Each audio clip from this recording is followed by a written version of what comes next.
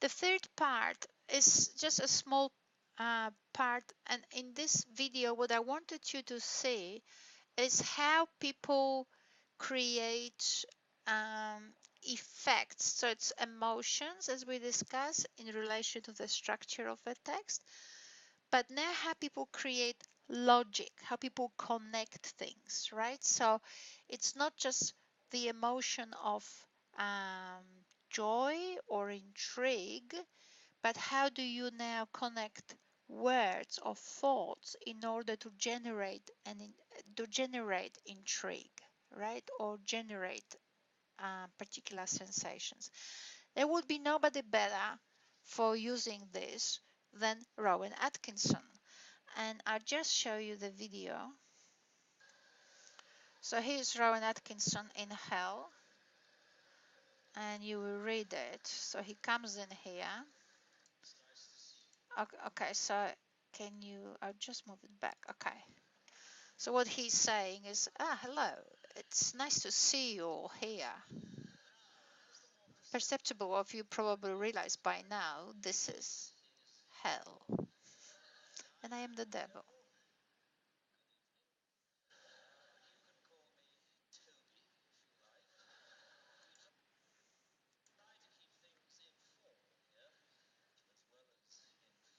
So we try to keep things here informal as well as infernal.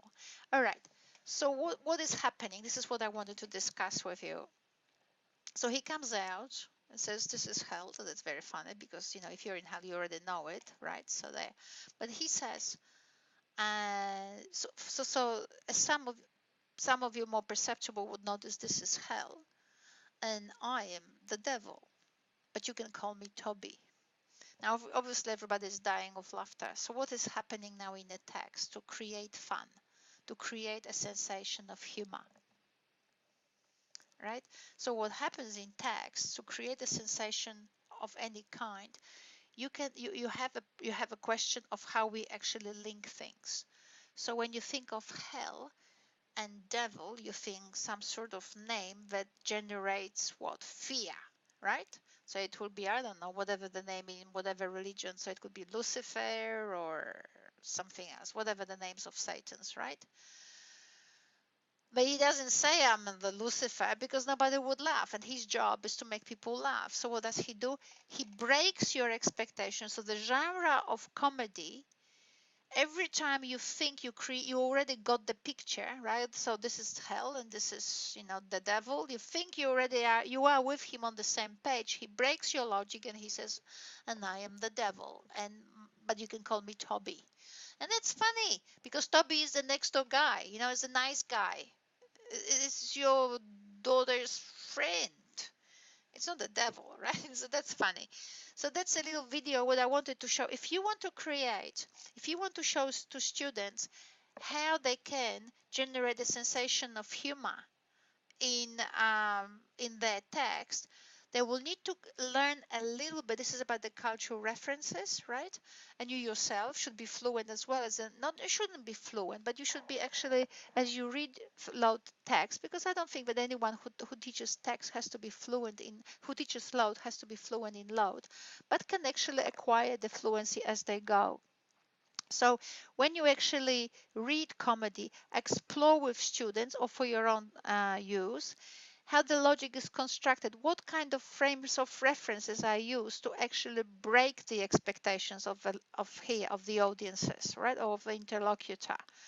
And that's what we do also in normal situations. So uh, if you want to actually make your vice, say in my context as an academic, if I want to make the vice chancellor laugh, I will sometimes break with the expectations of keeping it all formal and try to actually turn it into, you know, use references that allow me to break with that expectation and make it a bit more funny, a bit more relaxed, but at the same time still relatively polite, but break that stiffness, right? So, and that's what the genre of comedy does. It breaks the expectations, and the surprise of the thing that comes in is so funny. It's so unexpected. I mean, nobody would. I mean, even if you say what would be the funny name for a devil, very few people would come up with Toby. This is so unexpected. That's why it is hilarious. So unexpected. So cultural understanding is knowing what is expected and what is not expected in that particular frame of in that particular context, but is expected in another. Right? So it's unexpected in hell, but it's expected in another. If Brian, if what's his name, Rowan Atkinson said, not the name Toby, if he said, but if he said, but my name is Szymon, which is a Polish name, nobody would laugh. Hey? Because that name is completely foreign to these people in a sense of emotional references. Obviously, one of the people they work with could be Shimon. One of the people that their children are friends with could be Shimon. But it's not the same as Toby because it's not part of the English vocabulary, right? Shimon is just a new thing, new person. And maybe in 1,000 of years, Shimon will be, will acquire emotional meaning. But at this very moment, it's just a person. But Toby has an emotional meaning. It's the guy next door. And that's why. So cultural understanding is to know what is expected in a particular context and also what is expected in other contexts. And comedy is about surprising people by mixing expectations from different contexts, not by bringing in something that is so unknown that it could have been a Martian talking, unless that's funny, right? Unless for this particular in a particular context, exactly bringing something completely foreign and incomprehensible would actually be the expected funny thing. All right, so that's the thing. The reason, so okay, so the next thing, I just usually compare what in Anglo-Saxon terms is called the genre. Okay, so here we had the genre of comedy, and then let's use the genre of persuasive text because everybody is obsessed with persuasive text.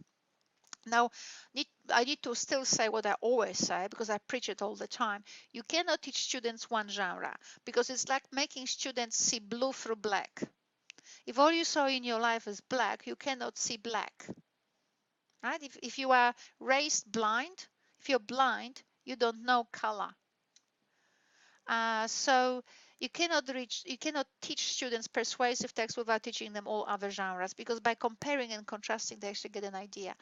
But so if the genre of comedy breaks the logic, what does the genre of persuasive text do?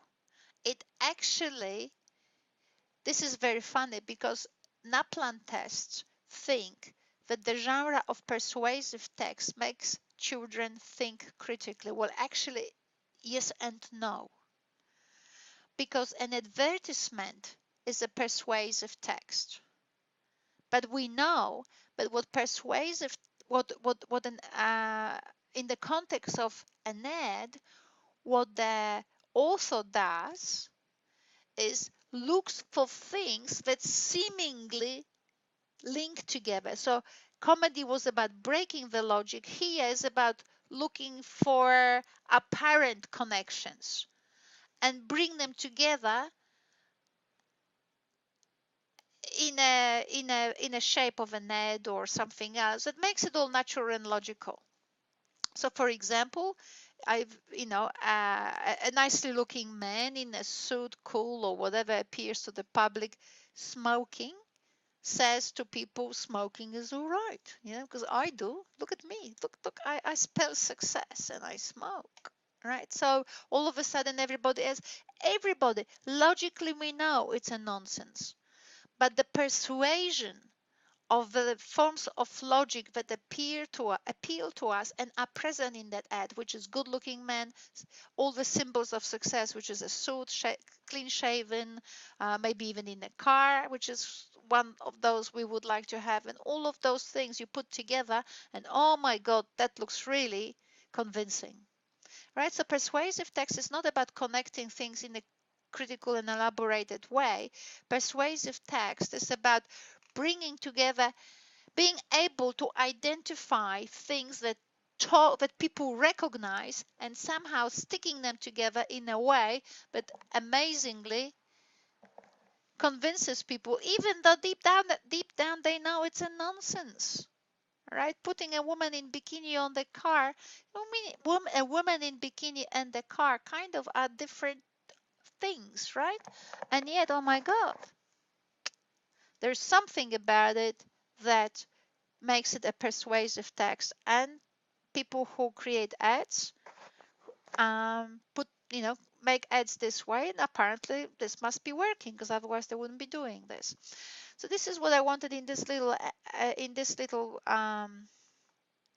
part of our discussion about text.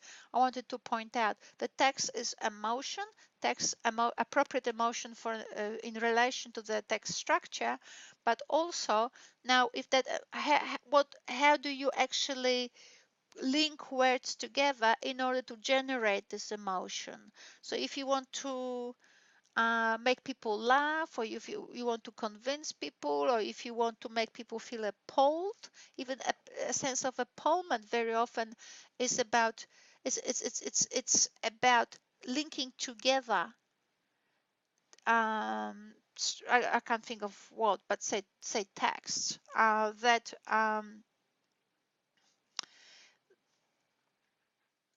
might be actually like an ad persuading people and evoking the emotion of appallment, but kind of illogically, because it shouldn't, right? It shouldn't. Like, darkness, creating something dark. There's nothing terrifying about darkness, but oh my goodness, if you want to terrify people, and you want to bring the dark elements into your ad or into your poster or something, because darkness scares. There's nothing logical about it. There's nothing scientifically um, pure about it. That's how we are, right? So there. So I want you to think about it, that about the points I made here. But even if you want to create a joke, it has to be done in a culturally aware way, which means that students need to know the expectations that go with this context, the expectations that do not go with this context, but go with other contexts. Therefore, by mixing these things, you actually can, in a surprising way, you can actually generate humor. You cannot mix things that um, that people cannot comprehend, and they will not come. As I said, Shimon would not actually work here, right? Shimon has a different meaning in English. It means maybe a migrant from Poland. So if he wanted to laugh at something where they're bringing the reference of a migrant from Poland in the UK, would actually break the expectation of the listener and would make it funny, that would have been funny. But in this context, the devil called Shimon just doesn't work, right? But Toby works perfectly well, because Toby is the guy next door. The same with an ad for persuasive text. You have to have a cultural understanding of what things go together in people's psyche, in a particular I say community, what things go together, right? So it could be that, say, if a people from the Amazon watch the car and a woman in bikini, they might not put it together, because they all run in bikinis all the time. So there's nothing particularly exciting about the car and bikini. So if you wanted to flog a car to the people in the Amazon, maybe you would actually dress up the woman, right? The opposite might actually evoke some sort of sensation of excitement, or sensation of being different, sensation of power, but not what does here. So knowing the expectations of particular communities is very important. And the only way that your students can actually learn these expectations is when they engage in forms of learning, and you yourself as a load user engage in forms of participation which broaden your understanding of what happens in different contexts, and what people draw on, and why these particular things, not other. So obviously this is very challenging, because a lot of things that actually have meaning, say if I think about my Polish culture, a lot of things that have meaning and come with emotion sit in text or the history of my country, that you only can learn when you actually were raised in that culture. Now, this is not to say that this is not possible to teach to our students, but not teaching it is not an option. So it's not that it is not possible to teach.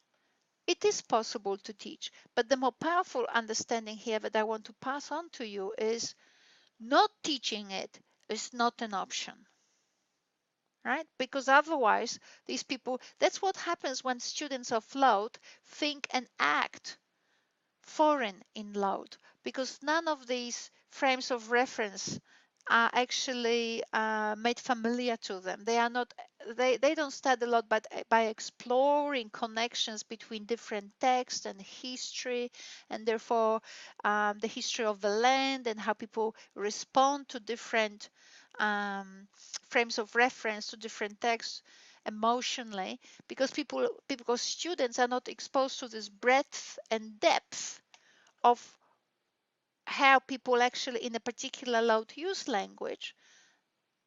That's why they are always foreign in that particular culture. And when teachers are obsessed with grammar, obsessed with pedagogy of compliance, give me these words, so many words a week, so many characters a week, and grammatically correct, when we are obsessed with those elements that actually have nothing to do with language use, absolutely nothing. You can have a perfectly amazing conversation with someone almost by pointing fingers to things, right? With children, we do. So these things, like words, knowledge of a specific amount of words per week, and obsession with grammar, they have nothing to do with language use. Language use is actually understanding of context and emotions and relating it to particular histories and particular demographics of people, because language is actually a people's history. And unless we actually engage our students in load in a way that exposes them to people's history, and therefore how emotions now were embroidered or embedded or on that history or in that history. Unless we do that, we're not teaching load. We're just spending time with students, making them comply to whatever we figured out will make us happy. And that's not loud.